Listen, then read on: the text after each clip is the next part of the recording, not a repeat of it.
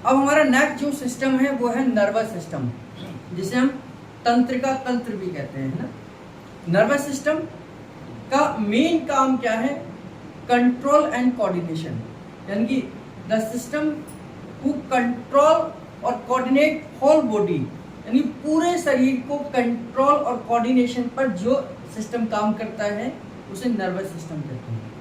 Control और coordination का कैसे मतलब समझेंगे?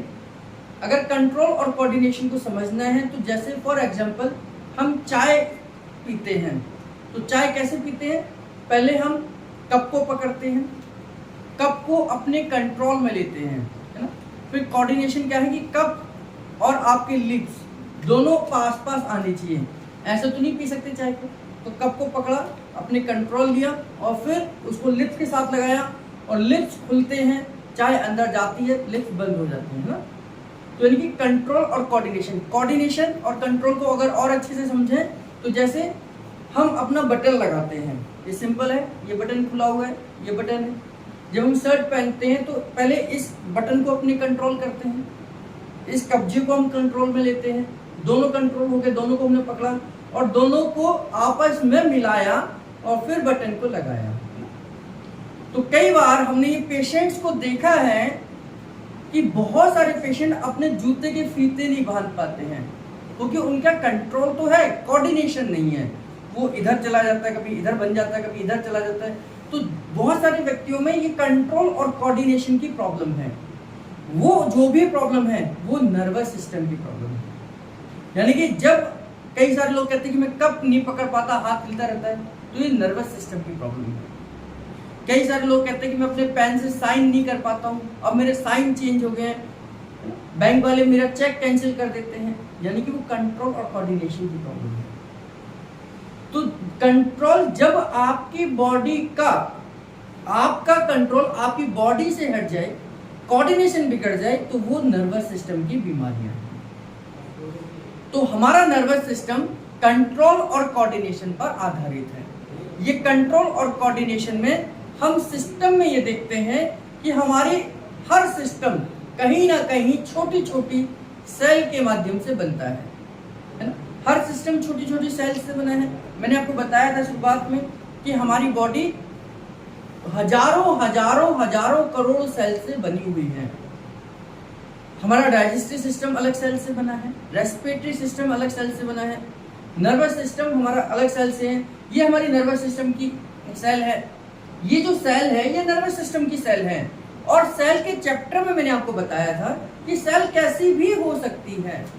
सेल तिरछी हो सकती है, सीधी हो सकती है, गोलाकार हो सकती है, अंडाकार हो सकती है, आयताकार हो सकती है, वर्गाकार हो सकती है ना। यानी कि सेल का कोई शेप नहीं है, लेकिन सेल के अंदर की चीजें लगभग सभी में रहती हैं। यानी कि सेल के अंदर न्यूक्लियस सभी में होगा, तो इसमें भी न्यूक्लियस है, ये भी उसके अंदर भी न्यूक्लियस है।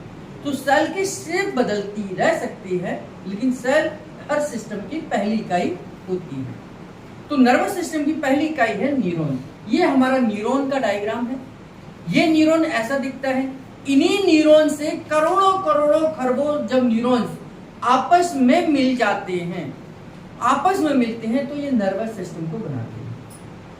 इन न्यूरॉन की एक खास बात ये है कि साइंस ये कहती है कि ये न्यूरॉन जितने हम जब पैदा हुए, जितने न्यूरॉन्स के साथ पैदा होते हैं, उतने ही न्यूरॉन्स हमारे लाइफ टाइम चलते हैं। ये कम तो हो सकते हैं, लेकिन ये बढ़ नहीं सकते। अगर मैं 10 लाख करोड़ न्यूरॉन्स के साथ पैदा हुआ तो 10 लाख करोड़ ही न्यूरॉन्स होंगे, उसमें एक में भी बढ़ती नहीं होगी, यानी कि ये अपने को मल्टीप्लाई नहीं कर सकते। इसका मतलब क्या हुआ?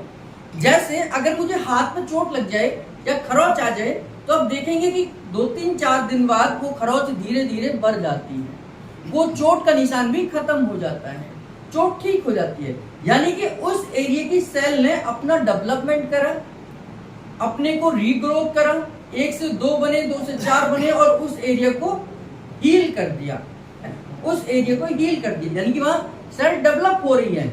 लेकिन अगर ये न्यूरॉन्स डेड हो जाएं, ये मर जाएं, ये खत्म हो जाएं या एक्सीडेंट में कट जाएं, तो ये दोबारा से डेवलप नहीं हो सकते, ये दोबारा से नहीं बनाए जा सकते, केवल और केवल इनकी मरम्मत की जा सकती है। यानी कि डैमेज हुए हैं, थोड़ी बहुत चोट लगी है तो ठीक करा जा सकता है, लेकिन वो दोबारा से नहीं बना सकते। इसी वजह से बहुत सारी ऐसी बीमारियां जो नर्वस सिस्टम की बीमारियां हैं, एक बार न्यूरॉन डेड होना शुरू हो जाएं तो उसको रिवर्स लेकर आना बड़ा मुश्किल है, क्योंकि ये नई नहीं बना सकते। केवल इनकी लंबाई बढ़ सकती है। जैसे बच्चा पैदा होता है तो इतना होता है, इतना सा होगा, तो ये न्यूरॉन्स की लंबाई तो बढ़ सकती है लेकिन इनकी संख्या नहीं बढ़ सकती। ये एकमात्र ऐसे सिस्टम है जो संख्यात्मक नहीं बढ़ सकते, केवल लंबाई के हिसाब से बढ़ सकते हैं। आज बच्चा इतना है तो पैर तो एक ही रहेगा ना, पैर दो तो हो नहीं जाएंगे जब बड़ा होगा, केवल पैर की लंबाई तो बढ़ेगी। तो न्यूरॉन्स की लंबाई बढ़ सकती है, संख्या नहीं बढ़ सकती। उल्टा संख्या कम हो सकती है, जैसे मस्कुलर डिस्ट्रॉफी की बीमारी, जैसे गिलन-बार सिंड्रोम की बीमारी, जैसे मल्टीपल स्क्लेरोसिस की बीमारी, जैसे डीएमडी की बीमारी। ये वो बीमारियां हैं जिसमें धीरे धीरे सिस्टम आपका खराब होता चला जाता है, खराब होता चला जाता है, क्योंकि इसमें ये लगातार आपकी न्यूरॉन्स डेड होने चली जाती है। इसी नर्वस सिस्टम को डिटेल में पढ़ेंगे। इस पूरे के पूरे सिस्टम को हमने कुछ भागों में डिवाइड करा हुआ है। जैसे इस पूरे नर्वस सिस्टम को मिलाकर हम 3 हिस्सों में डिवाइड करते हैं, सीएनएस, पीएनएस और एएनएस। इस पूरे नर्वस सिस्टम को सीएनएस यानी कि सेंट्रल नर्वस सिस्टम, हमने पढ़ा था कि सेंट्रल नर्वस सिस्टम तब बिगड़ता है जब ब्रेन के अंदर 12 मुख्य केमिकल में से किसी एक में कमी आ जाती है। हम उसी सेंटेंस को यहाँ पर प्रूफ करेंगे कि नर्वस सिस्टम है क्या और सेंट्रल नर्वस सिस्टम क्या है। ये सेंट्रल नर्वस सिस्टम ये 2 भागों में डिवाइड है, ब्रेन और स्पाइनल कॉर्ड। यानी कि ब्रेन आपकी खोपड़ी, ये जो खोपड़ी दिखाई दे रही है ब्रेन है, ये खोपड़ी और स्पाइनल कॉर्ड, यानी कि ये ब्रेन के साथ में जो स्पाइनल कॉर्ड नीचे जाता है, इसके बारे में हम पढ़ेंगे सीएनएस में। PNS, peripheral nervous system. Peripheral nervous system का मतलब है जो ब्रेन और स्पाइनल नर्व, जो स्पाइन से नर्व निकलती हैं। हमारी नर्व इस तरीके से निकलती है, हमारी स्पाइन ये सर्वाइकल है, ये थोरैसिक का एरिया है, ये आपका लंबर का एरिया है, ये सैक्रल का एरिया है। यहां से नर्व निकलती हैं, एक लेफ्ट निकलती है, एक राइट निकलती है, दोनों तरफ से इस तरीके से नर्व निकलती हैं और ये नर्व हमारी पूरी बॉडी को कंट्रोल करती है। पूरी बॉडी में अगर मुख्य रूप से देखा जाए तो हमारी 12 क्रेनियल नर्व, जिनको खोपड़ी से निकलने वाली नर्व कहते हैं, और 31 pair of spinal nerve, 31 pair of spinal nerve. 12 यहां से निकलेंगी, 31 पेयर यहां से निकलेंगी। यही नर्व मेन रूप से हमारी बॉडी को कंट्रोल करती है।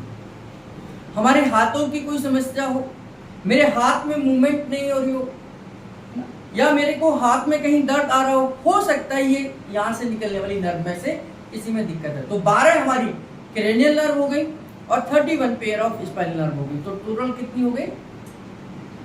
43 है ना। 12 हमारी वो हो गई तो, और 31 ये हो गई है ना। तो टोटल मिलाकर हमारी ये नर्व मेन है जो हमारी बॉडी में काम करती है। तो इनके बारे में हम पढ़ेंगे आपके नर्वस सिस्टम में और पेरिफेरल नर्वस सिस्टम में। तीसरा हमारा ऑटोनोमिक नर्वस सिस्टम, ऐसा नर्वस सिस्टम जो अपने आप काम करता है, हमें कुछ कहने की जरूरत नहीं, उसे याद दिलाने की जरूरत नहीं कि अब आपने काम करना है। जैसे मेरा हाथ यहाँ दबा हुआ है, किसी कोई चीज ऊपर रखी हुई है, तो मुझे दर्द का एहसास होगा और मैं फिर हाथ को हटाऊंगा, तो अपनी मर्जी से हटा रहा हूँ। मुझे दर्द का एहसास होगा तभी मैं हाथ को हटा रहा हूँ। मेरे पैर में किसी ने पिन चुभाई और मैंने पैर को पीछे खींच लिया, तो ये मैं अपनी तरफ से कर रहा हूँ, है ना, जब मुझे किसी चीज का एहसास हो रहा है। लेकिन ये जो ऑटोनोमिक नर्वस सिस्टम है ये अपने आप काम करता है, ना मुझे कहने की जरूरत कि तुम काम करो, ना ये कहने की जरूरत तुम काम मत करो। ये अपने आप स्टिमुलेट होता है और अपने आप रेस्ट पर चला जाता है। रेस्ट का मतलब थोड़ा कम काम करता है, या तो बहुत तेजी से काम करता है या थोड़ा कम काम करता है। काम करना बंद नहीं करता, काम तो करता रहता है। जैसे डाइजेस्टिव सिस्टम है, आपने खाना खाया, ये थोड़ी कहा कि अब मैंने खाना खाया कि अब इस खाने को पचाना है। आपका काम केवल खाना खाना है, यानी कि मुंह के अंदर नवाले को डालना है और अंदर सटकना है। उस चटकने के बाद में आपने क्या हुआ उस खाने के साथ में आपको पता ही नहीं। वो खाना अंदर गया पेट के अंदर, हाइड्रोक्लोरिक एसिड के साथ मिक्स हुआ, बहुत सारे एंजाइम्स ने उसको डाइजेस्ट किया और ड्यूडेनम में जाकर बहुत सारी क्रियाएं हुई। हमने डाइजेस्टिव सिस्टम में पढ़ा है, नहीं तो पढ़ेंगे, और एंड में जाकर वो एब्जॉर्ब हो जाता है। ये मुझे पता ही नहीं कि कब क्या हुआ, हमें पता ही नहीं चलता। मैंने श्वास ली, अब श्वास लेने के बाद में उस ऑक्सीजन का क्या हुआ मुझे पता ही नहीं चल रहा। मैंने नहीं कहा ना कि भाई अब मैंने ऑक्सीजन ली है तो पहले ये लंग्स में जानी चाहिए, फिर हार्ट में जानी चाहिए, फिर किडनी में जानी चाहिए। मैंने कुछ नहीं कहा, मैंने केवल श्वास ली। अब वो श्वास कैसे डिस्ट्रीब्यूट होगी ये अपने आप काम हो रहा है। लिवर को कहने की जरूरत नहीं है कि आज मैंने घी तेल की चीजें ज्यादा खाई है, आपको बाइल जूस ज्यादा बनाना है। पैंक्रियास को कहने की जरूरत नहीं कि मैंने जलेबी खा लिया आज तो इंसुलिन ज्यादा बनाना, वो अपने आप काम कर रहा है, अपने आप काम कर रहे हैं। तो ये सब हार्ट को कहने की जरूरत नहीं है कि मैं दौड़ने वाला हूँ, अब तू तैयार हो जा कि मैं अब तो ज्यादा काम पंपिंग करनी है। ये अपने आप, जैसे आपने एक्शन लिया दौड़ने के लिए, ये तैयार हो गया, अपने आप तैयार हुआ, आपको कहने की जरूरत थोड़ी है। तो जो चीजें अपने आप बॉडी के अंदर हो रही हैं, जिनको हमें कुछ भी कहने की आवश्यकता नहीं है। यूरिन अपने आप ब्लैडर बढ़ता है, अपने आप उसमें इकट्ठा हो रहा है, आपको एक मैसेज आता है, आप पास आउट कर देते हैं। आप रोकने की कोशिश करेंगे तो भी नहीं रोक सकते यूरिन को। आप 1 घंटे रोक लेंगे, 2 घंटे रोक लेंगे, तीसरे घंटे वो अपने आप ही निकल जाएगा। ऐसी मोशन है, आप 1 घंटे रोक लेंगे, 2 घंटे रोक लेंगे, तीसरे घंटे अपने आप निकल जाएगा। तो ये अपने आप होने वाली क्रियाएं हैं, तो इनको हम कहाँ लेते हैं? ऑटोनॉमिक नर्वस सिस्टम में लेते हैं। ये सिंपैथेटिक और पैरासिम्पैथेटिक है। सिंपैथेटिक और पैरासिम्पैथेटिक नर्वस सिस्टम क्या है? ये इसी के हिस्से हैं। जैसे आपको गुस्सा आया तो बीपी अपने आप बढ़ा, आपका गुस्सा ठीक हुआ तो बीपी डाउन हो गया, है ना। आपने मीठा खाना खाया तो शुगर बढ़ी तो इंसुलिन ज्यादा मात्रा में बढ़ेगी। आपने मीठे का कंज्यूम हो गया तो शुगर अपने आप कम हो जाएगी। तो आपको कहने की जरूरत तो हुई नहीं ना। तो यानी अपने आप काम हो रहा है, तो कोई काम उसे तेजी हो रही है, कोई अपने आप धीमा हो रहा है। तो इनको दो कंट्रोल करते हैं, इनको बोलते हैं सिंपैथेटिक और पैरासिम्पैथेटिक नर्वस सिस्टम। तो ये ऑटोनॉमिक नर्वस सिस्टम के ही 2 पार्ट हैं, सिंपैथेटिक और पैरासिम्पैथेटिक। इसी में हम जब ब्रेन को पढ़ते हैं तो ब्रेन के बारे में हम देखते हैं, 4 ब्रेन है, मिड ब्रेन है और हिंड ब्रेन है। ये ब्रेन का और डीप का हिस्सा है। इन सबको हम डीप में पढ़ेंगे, समझेंगे कि कैसे कौन सा हिस्सा काम कर रहा है। तो 4 ब्रेन है, इसको साइंस में हम कहते हैं प्रोसोनसेफेलॉन। प्रोसोनसेफेलॉन। मिड ब्रेन को हम कहते हैं मेसेनसेफेलॉन। आपका पॉइंट भी है, आपको ध्यान होगा जब मैंने मिड ब्रेन एक्टिवेशन के बारे में बताया था, मैंने 6:30 बजे का जो लेक्चर दिया था, एक बार मैंने मिड ब्रेन पर दिया था कि मिड ब्रेन ऐसा पार्ट है हमारे ब्रेन का, वो हिस्सा है जो एक्सपीरियंस से सीखता है, एक्सपीरियंस से एक्सपर्ट बनता है ना। आपने सर्कस में बच्चे देखे होंगे, टायर के ऊपर चलते हैं, रस्सी के ऊपर चलते हैं, है ना। तो ये क्या है? मिड ब्रेन एक्टिवेशन वाली एक्टिविटीज है। आप दिमाग का जितना ज्यादा इस्तेमाल करते हैं, जितना अलग अलग तरीके से करते हैं, चेस खेलते समय पर हर बार हम एक ही चाल थोड़ी चलते हैं, हम नया सोचते हैं, नए तरीके से हराने की कोशिश करते हैं। तो ये जिसका जितना ब्रेन एक्टिवेट होगा, चेस उतना अच्छा खेल सकता है, या जो चेस ज्यादा अच्छे से खेलता होगा उसका मिड ब्रेन अपने आप स्टिमुलेट हो जाएगा।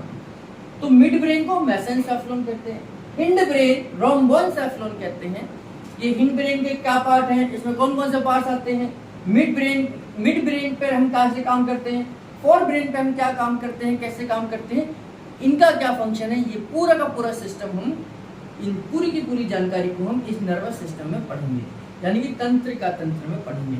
और ये हमारे लिए बहुत उपयोगी है 2 तरीके से, क्योंकि न्यूरोथेरेपी कहीं ना कहीं नर्वस सिस्टम से जुड़ी हुई है। बहुत सारे लोग, और इवन मैं कहूँ कि ज्यादातर लोग तो न्यूरोथेरेपी को नर्वस सिस्टम की ही प्रॉब्लम थेरेपी समझते हैं। ज्यादातर लोग तो न्यूरोथेरेपी को ब्रेन की ही चिकित्सा समझते हैं, कि ब्रेन का ही ट्रीटमेंट करते हैं। इस चैप्टर से पता चलेगा हमें कि नर्वस सिस्टम न केवल ब्रेन को कंट्रोल करता है, बल्कि हमारी पूरी बॉडी को कंट्रोल करता है। तो एक न्यूरोथेरेपिस्ट होने के नाते हमारी ये जिम्मेदारी है कि सिस्टम को अच्छे से हमें आना चाहिए। तभी आप पेशेंट को बता सकते हैं कि न्यूरोथेरेपी केवल ब्रेन के लिए नहीं होती, न्यूरोथेरेपी तो पूरी बॉडी के लिए होती है। अगर आपके पैर के नाखून में भी दर्द है तो इसका मतलब ये भी हो सकता है कि कहीं ना कहीं आपको कमर में दर्द हो। आपके एड़ी में दर्द है तो आप ये कहीं ना कहीं ये भी हो सकता है कि आपकी कमर की वजह से हो। अगर आपको काफ मसल्स में पेन है तो इसका मतलब ये हो सकता है कि आपकी कमर में दर्द हो। यानी कहीं ना कहीं आपकी पूरी बॉडी आपकी स्पाइन के साथ जुड़ी हुई है। ये नर्वस सिस्टम हमें बताता है। नर्वस सिस्टम हमें बताएगा कि अगर मेरे हाथों की झंझनाहट हो रही है तो सर्वाइकल की वजह से हो रही है। हाथों में चीटी चीटी सी काट रही है, उंगलियों में झंझनाहट हो रही है तो सर्वाइकल के सिम्टम्स हैं। अगर मुझे छाती में जलन हो रही है या पेट में दर्द हो रहा है तो ये भी नर्वस सिस्टम की वजह से हो सकता है। मेरे चेहरे पर जो मैं हंसता हूं तो दोनों तरफ के गाल खिंचते हैं, दोनों चेहरे जब हम रोते हैं तो दोनों आंखों से आंसू निकलते हैं, ये सब नर्वस सिस्टम की कहानी है। तो नर्वस सिस्टम ना केवल ब्रेन का मतलब है, न्यूरोथेरेपी मतलब ना ब्रेन का मतलब है, बल्कि पूरी बॉडी से संबंधित हमारा नर्वस सिस्टम है ना। और इसी प्रकार न्यूरोथेरेपी न केवल ब्रेन का इलाज करती है, पूरी बॉडी का करती है, क्योंकि पूरी बॉडी का आपस में इंटरकनेक्शन है। पैर का हमारे कमर के साथ कनेक्शन है, घुटने का हमारे कमर के साथ कनेक्शन है, हमारे ब्रेन का कनेक्शन हमारे पैर के साथ है। तभी तो ब्रेन में पैरालिसिस होता है, ब्रेन में क्लॉटिंग आती है, ब्रेन की नस फटती है और पैरालाइज पूरा हाथ हो जाता है, पैर हो जाता है। यानी कहीं ना कहीं ब्रेन से पूरी बॉडी चल रही है। तो इन्हीं सब चीजों को हम इस नर्वस सिस्टम में पढ़ेंगे कि कौन सी बीमारी क्यों आती है, नर्वस सिस्टम का क्या रोल है, न्यूरॉन्स का क्या रोल है, ब्रेन के अंदर व्हाइट मैटर क्या होता है और ग्रे मैटर क्या होता है, स्पाइनल कॉर्ड क्या होती है। और यहीं से एक हमारा फॉर्मूला निकल कर आता है जिसे हम कॉयडा इक्विना कहते हैं। कॉयडा इक्विना कोई फॉर्मूला बना तो उसका लॉजिक क्या है। कॉयडा इक्विना हमारी बॉडी का पार्ट है। कॉयडा इक्विना एक हमारी बॉडी का पार्ट है जहां पर हमारी स्पाइनल कॉर्ड आकर खत्म होती है और उसके बाद हमारे केवल नर्व नीचे की तरफ जाती है। तो उस एंड पार्ट को, जो हमारी स्पाइनल कॉर्ड का एंड पार्ट है, उस पार्ट को हम कॉयडा इक्विना कहते हैं। और न्यूरोथेरेपी में उस पार्ट को स्टिमुलेट करने के लिए हम कॉयडा इक्विना ट्रीटमेंट देते हैं। तो ये पूरा का पूरा हम नर्वस सिस्टम का इस चैप्टर में पढ़ने वाले हैं।